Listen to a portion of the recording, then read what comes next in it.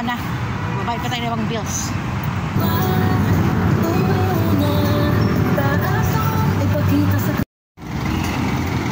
Yan ang sasakyan natin.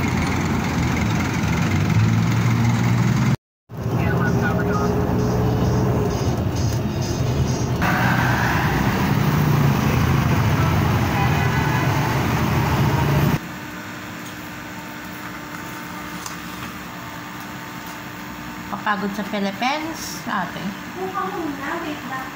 Sige lang po, ate. Go lang. Sarado ba kayo yesterday? Puti pala, hindi ka pumunta ni mama.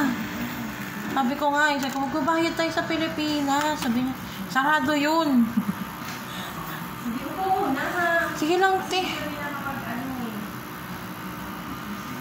Sige lang, ate. Go lang. Meron na naman pong nagpapanggap na magpupuno ng cart. Charis. Tingnan natin kung mapupuno natin siya sa budget natin today. First stop, tinapay. Malulungkot to si mama. Walang monte. Dito tayo. So, bibili tayo ngayon ng Marby kaya. Teka.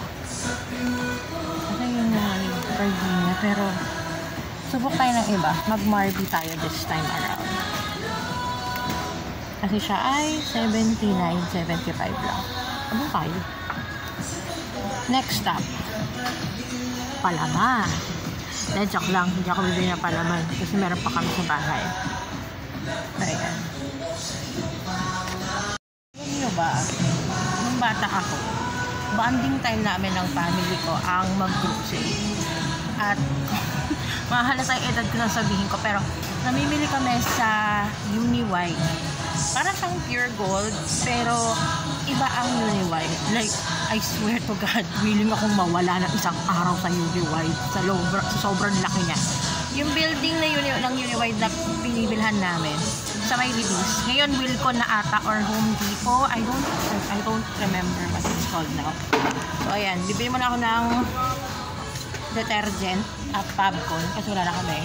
Ay, may detergent pa kami. Fabcon na lang pala. Wait lang.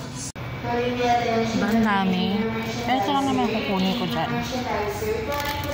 Ay, hindi. 6 plus 1 pala to.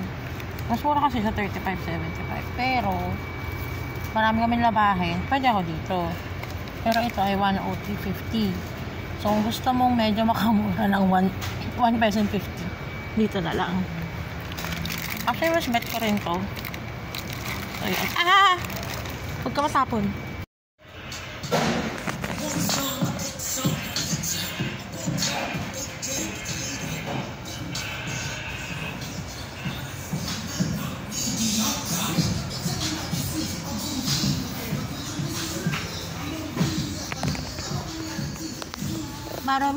Marami, ew, kadiri.